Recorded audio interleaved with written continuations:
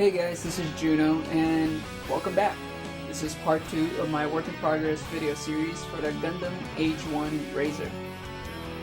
In this part I'm going to show you all the modifications and the detailings that I've done before I move on to the painting process. So let's start with the head. For the head I sharpened the V-fin so that the points aren't all stubby. And then I removed the seam line running down the middle. And then I also scribed in some panel line details on the side of the head as well as the back. Pretty much similar to how the master grade would. And since I sealed in the seam line, I modified the head so that I can still access it for easier painting. This way I don't have to mask the parts and whatnot. Now for the torso, just like the head, I scribed in additional panel line details similar to the master grade, just like the one found in the waist section right here. And I also added my own little bits of details using plot plates.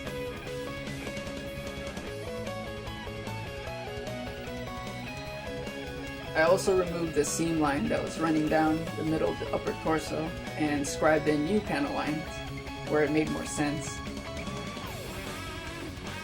But other than the scribing details, I didn't really do any modifications for the upper body. All the parts are still accessible and should be pretty easy to paint.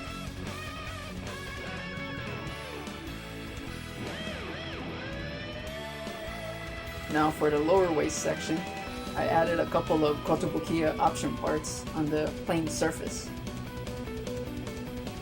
There isn't really that much to work with in this part, so all I did is try to replicate the panel line details on the master grade version.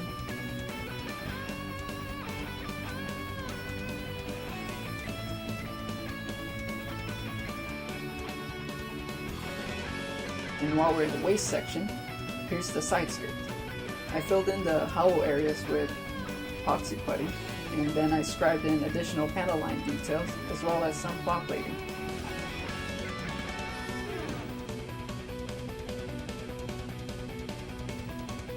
I also scribed in additional panel line details on the front skirts and also covered up the hollow areas in the back.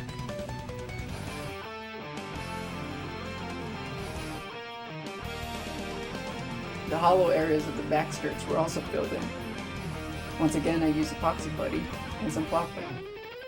Then I scribed in additional panel lines to match the front side.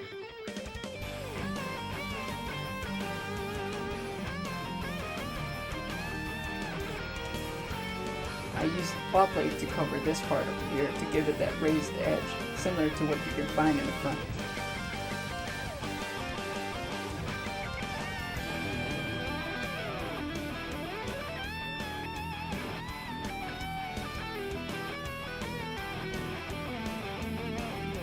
Now we move on to the arm section.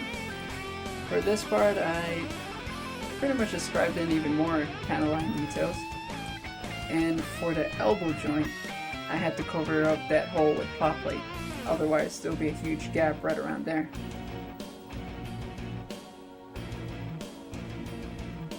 And I also covered this little area there with some putty, otherwise there'll be a small little gap in there. It's kind of unsightly, so just covered it up with putty. It's not perfect, but it's a lot better than what it was. Since I sealed in the seam line on shoulder armor, I modified the shoulder joint so that I can slide the armor in and out for easier painting. And now for the leg section. For this part I did some plot plating on the side of the leg so that it doesn't look so plain, and then I scribed in some additional panel lines. For the back I added some panel lines so that that back area looks more like a thruster vent. And some plot plating on the ankle, and some scribing. I also sealed in the seam line that was right in the middle. And just like the elbow joint, I also filled in the gap using plot plate and putty. Otherwise, you'll see some unsightly gaps when the mobile suit is bending its knee or standing up. For the thigh section, I'm going to have to paint the knee joints first. Then I can snap on the thigh armor and seal in the seam line. That seems to be the only way I can approach that part. And last but not least, the razor. For this part, I pretty much just sharpened the edges. That way it looks more threatening. But other than that, there isn't really much I could do for this part. It's pretty detailed as it is. I gotta do a lot of masking once I start painting it though. Well, I guess that's it for this part. Hopefully in a couple weeks I'll be done painting the kit, and then I'll make a video showcasing that. Anyways, that's it, so see ya.